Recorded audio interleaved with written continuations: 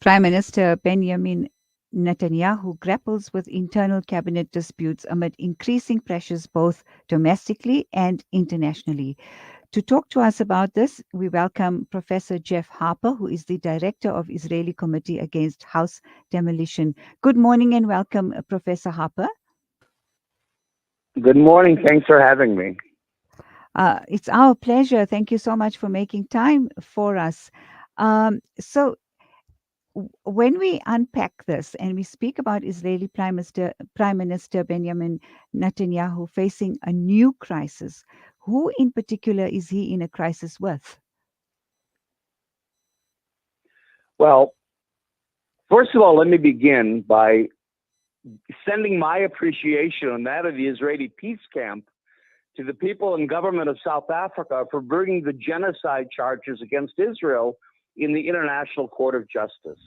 That's very important, and I want everyone to know that it's appreciated here by the people who love freedom and who support the Palestinians, of course.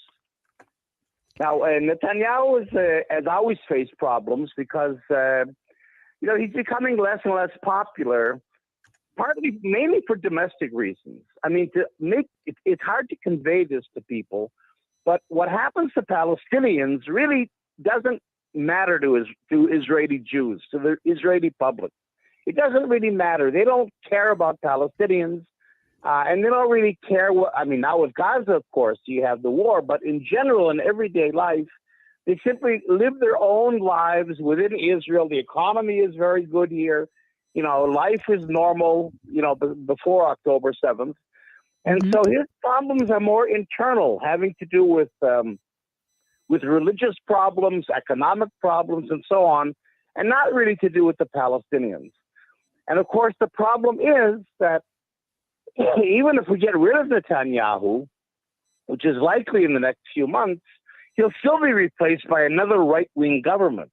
I mean, the Israeli public has gone very right-wing, and so probably Benjamin Gantz, who's another general, another right-wing guy who's running for in Gaza, will probably just replace Netanyahu. So I wouldn't put a lot of hope on anything changing here in Israel after Netanyahu leaves. Right. So what are the reasons for the rift within the Israeli leadership? Well, it really isn't. It's personal. I mean, the only reason why Gantz, who is one of the main leaders of the opposition, but who's in the unity government today, the only reason why he's not in the Likud with Netanyahu is that he hates Netanyahu. Everybody hates Netanyahu personally. His policies, pretty much people agree with. And that's really the problem we face in Israel. It's not a personality issue. It's really how do we change the policies? Right. So there's a historical rivalry between, now we're talking about Gallant and Netanyahu as well. Hey? That's right. Yeah. Right. And is this exactly what you, yeah? Go ahead. Yeah, it's a personal rivalry because, I mean, again, I have to try to convey to your listeners that there's a consensus in Israel, to tell you the truth. I mean, the left has disappeared. The Labor Party of Rabin, going back to Ben Gurion that founded the party is gone. It disappeared. There's no more left in Israel, certainly not in the parliament. And so in a way,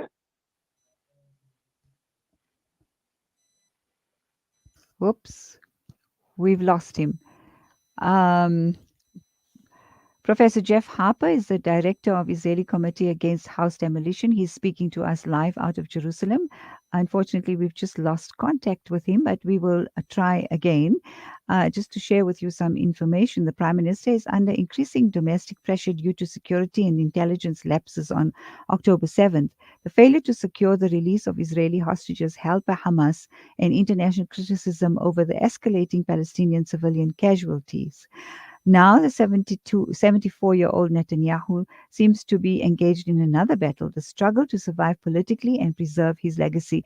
This is what I was in discussion with our guest, and we will continue. I'm not quite sure what happened there. Again, it's an international connection, so we do have an unpredictable situation when it comes to this. And I'm just hoping we can get hold of him as soon as possible so that we can continue with this important discussion. So, are you back, Professor Harper? Yes. Can you hear me, Yes, Professor? I'm sorry you lost me. Yeah, no problem. You were making a point regarding the rift and the historical rivalry between Gallant and Netanyahu, and of course Gantz, which Yeah, you've mentioned. Yeah. yeah. Again, it's personal.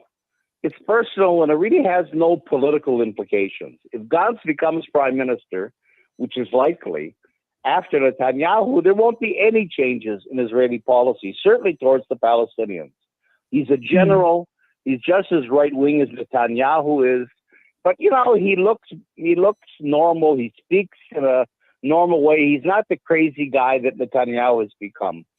But I mhm, just want to convey that 94% of Israeli Jews support what Israel is doing in Gaza. So mm, it's the Gaza war is not what's making Netanyahu unpopular. There's support for that war.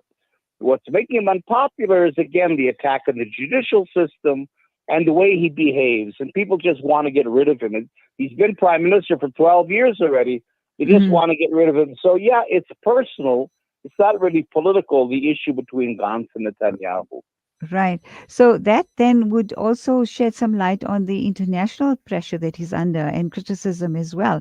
And when we lost you there, I just read an excerpt from one of the articles stating that he's also under tremendous pressure due to the security and intelligence lapses on the October 7th. What's the sense within Jerusalem concerning that?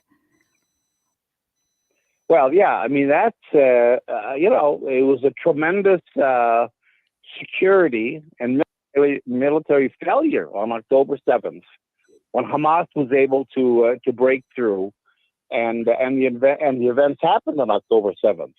And of course, as they say, the buck stops with the prime minister. So on the one hand, this happened on his watch, and so people hold him responsible and his government. So they want Mhm, both the government in all the polls, not only Netanyahu, but his whole party, the Likud, almost it disappears almost. They're not mhm, going to be the main party in parliament. So everybody's angry at them. But at the same time, they're also angry because he won't take responsibility. In other words, mm, the chief of staff of the army said, the army's responsible for this failure. The head of the security has said, security is responsible. Everybody's taking responsibility. And I think there'll be a lot of resignations when it's over, except Netanyahu. And that has really infuriated everybody. So yeah, from that point of view, the failures of October 7th, not only are the failures, getting people angry, but the fact that he didn't take responsibility for them. mm. So, if one looks at the key points of their disagreements, that's between Netanyahu, Gallant, as well as Gantz. I'm quoting here again from an article. It includes the intensity of Israel's war in southern Gaza and the potential role of the Palestinian Authority in governing the coastal enclave after the war. Do you agree with? Is that the key? One of the key points of their disagreements, or are they just Yeah, I'm not because sure what Dance's was. Yes, Pardon me. go I was ahead. just thinking, one would capitalize on the situation now as politics plays out its dirty, game.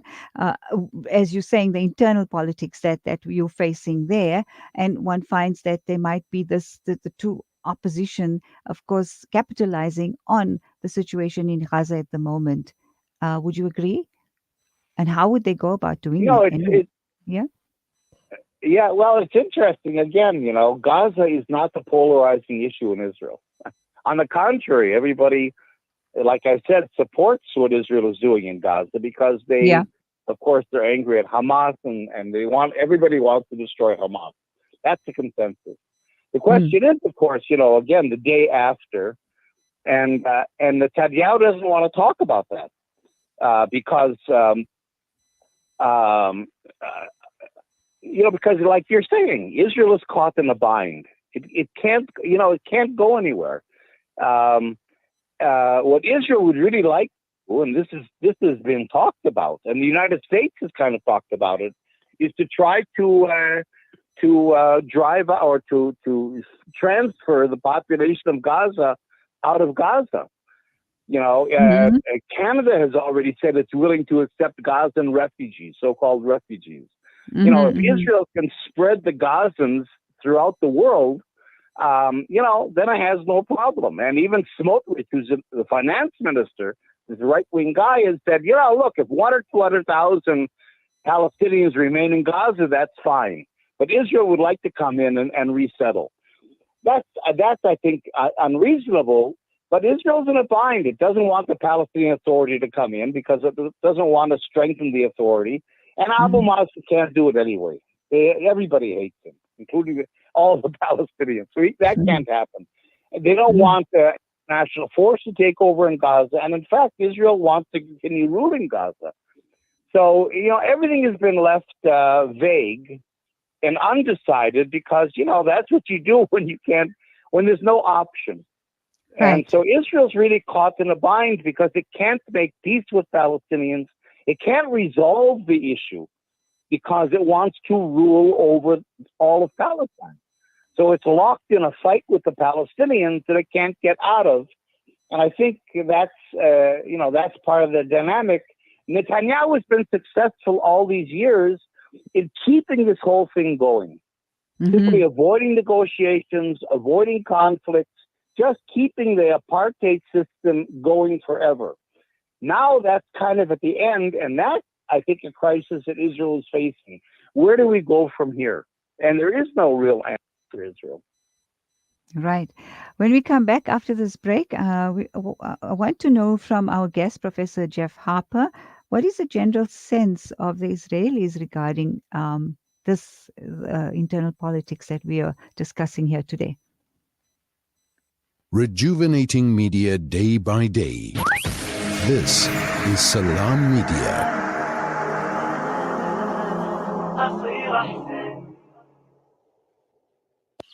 Conveniently located along the banks of the Crocodile River bordering the Kruger National Park, as a guest at Buckler's Africa Lodge, one can enjoy an amazing sunrise or sunset on our spacious deck area while you catch a glimpse of some wildlife sightings along the Crocodile River. The sounds of the African savanna will greet you whilst you enjoy your morning coffee. Buckler's Africa Lodge by Tingana Collection. Buckler's Africa Lodge is ideally situated only 6 kilometers from the Crocodile Bridge Gate in the Kruger National Park. Catering for all travelers with variety, we have 4 types of the finest rooms: superior rooms, deluxe suites, and 2-bedroomed family units. Each room is equipped with the finest amenities to make your stay unforgettable. Guests can choose between the self-catering option or book their accommodation with breakfast and dinner included. Buckler's Africa Lodge is your ideal location for the ultimate Kruger getaway experience. We specialize in exhilarating and educational game drives in Kruger, tailor-made to suit your family. Inquire about our various accommodation offerings and other activities. Visit www.tingana.co.za for more information. Buckler's Africa Lodge by Tingana Collection. Experience the pulse of Africa with us. There's no smell that takes me back to the comfort of my childhood than the smell of blackseed oil being applied by my nanny. Now I'm using Tib Blackseed in my own home to soothe sniffles and coughs, to help with digestion and immunity, and of course, as part of my beauty routine. After all these years, I've come to appreciate the wisdom in finding comfort and shifa in trusted treatments like Tib Blackseed. You can find Tib Blackseed at all leading pharmacies or find out more at blackseed.co.za. Sponsor an orphan and you'll help support a vulnerable child to have the education they've always dreamed of so they can build a brighter future. You'll be feeding a hungry stomach and a hungry mind with knowledge that will last them a lifetime. That's the power of an education. Sponsor an orphan now with Islamic Relief. When the perfect blend of stylish decor, exquisite halal cuisine, and warm hospitality come together, it could only mean Al Beit Lodge, your true home away from home. Al Beit is the ideal heaven for families, business people, and tourists with its 4-star family rooms and other luxurious facilities. Conveniently situated close to Port Elizabeth Airport, the beach, and other amenities. Your stay will be truly unforgettable, as you'll be taking home lasting memories of the warm hospitality, the serenity and tranquility that Al Beit has to offer. For reservations, call 041 583 6415 or visit www.albeitlodge.co.za. Ah, the kitchen, the heart of the home, where memories are made and celebrated. Our go-to place for those freshly stacked pancakes early in the morning or for that late-night snack munchies. We are in there together, cooking, eating, and celebrating life together. Let's keep the kitchen a place that is shared by everyone, where we build stronger bonds and grow together. Sunfoil, Now We Cooking. Visit nowwecooking.co.za for recipes that everyone can help make. Rejuvenating media day by day. This is Salam Media.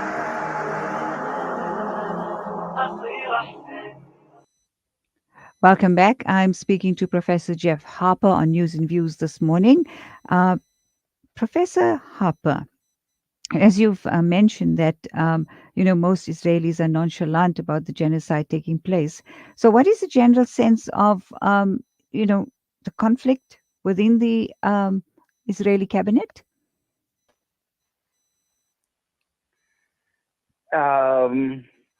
There really is, there isn't much really a conflict over this within the Israeli cabinet.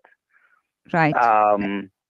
No, they're internal and personal conflicts that we've been talking about. Yeah. Yeah, they've been kind of shelved, I think. Right. The problem is that it doesn't matter because Netanyahu's government needs everybody, all the different parties that make up the coalition are needed. You can't let anybody resign. And so he's trapped. He is right wing. I mean, it's not like he doesn't like Ben Gvir and Netanyahu and Smotrich, these super right wing settler violent. It's not that he doesn't like them, but even if they make problems for him in terms of international politics, he's stuck with them. And so in a sense, he's going to live with these internal problems. It's not going to affect, I think, the policies in any way. All right. And, Professor, I'm very interested in knowing when did you formulate this committee? You are the director of the Israeli Committee Against House Demolition. I'm so interested in knowing what this is about. Well, we began in 1997, when the Oslo peace process was in a state of collapse. Netanyahu had just been elected the first time in 1996. It was clear that there was no peace agreement that on the horizon, and so we, as Israeli peace activists, decided to re-engage in fighting the occupation. And in talking to our Palestinian partners, they said to us, look, the issue of house demolitions is really crucial for us.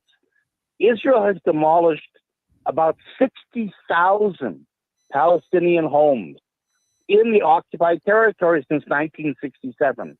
And it demolished another 60,000 after the Nakba in 1948. So this is part of the ethnic cleansing process. And so our committee, the Israeli Committee Against House Demolitions, focuses on trying to fight Israeli demolition of Palestinian homes. And we also rebuild homes with Palestinians as political acts of resistance to occupation and apartheid. And then we take what we know from working with our Palestinian partners on the ground, and we do a lot of international advocacy like I'm doing right now with you. Right. So ICAD, our organization, the Israeli Committee Against House Demolitions, is one of the leading forces in the Israeli resistance movement here. The numbers are staggering. Every time we hear this, I can't believe it, And you may remember every home that you've mentioned in numbers is an entire family that's been affected by this. So, how have you managed to keep this afloat?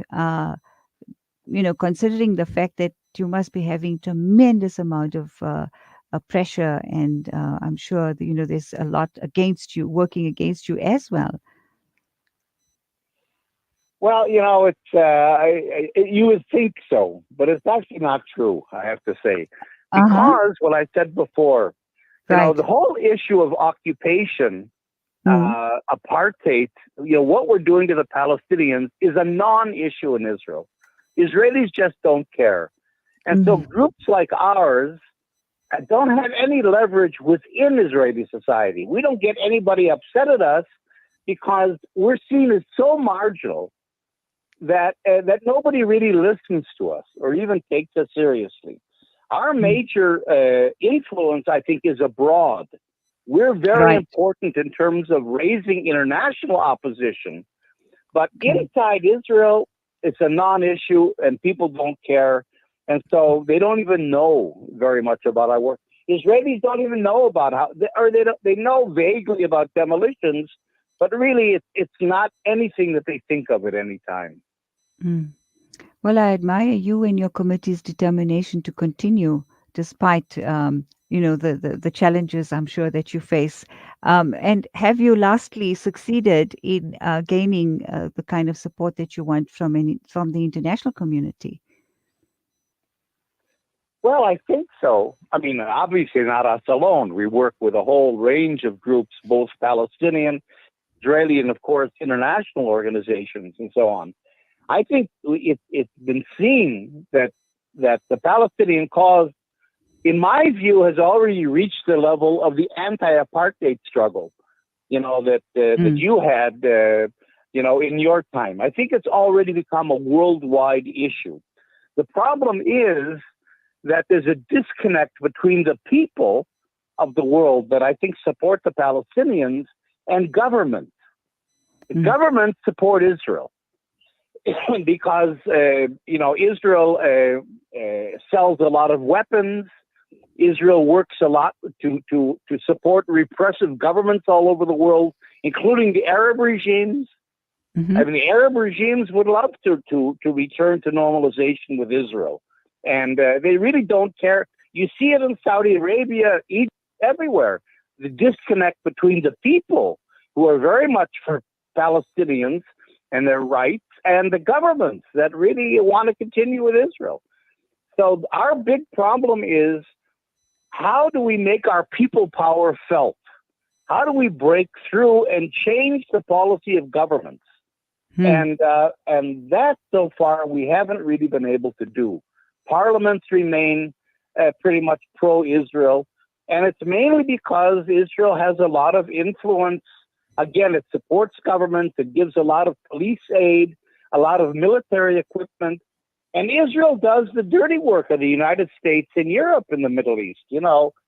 America has talked about a NATO of the Middle East that'll be headed by Israel, Egypt, and Saudi Arabia. So in fighting Iran, in trying to contain the influence of China and Russia, all those bigger geopolitical issues, Israel plays a very important role because it's so strong militarily. And that's why it's needed by the United States, by Europe, and by the Arab world. I mean, Saudi Arabia could never take on Iran. Israel can. And that's Israel's strength. Not that people support what it does to Palestinians, but they allow it to oppress the Palestinians because it's more useful in its military power to them than trying to oppose it. And that's what we're trying to fight, and that's what makes it very, very difficult. Thank you very much, Professor Jeff Harper, Director of Israeli Committee Against House Demolition, live with us out of Jerusalem this morning on News and Views with Najma Khota. Thank you, Professor Thanks Harper. for having me on. It's been our pleasure. Thank you you so much. Thank you. Bye. All right. Next up, we speak to Mohammed Pir, Chairperson of the Amanat Minorities and Social Justice Activist.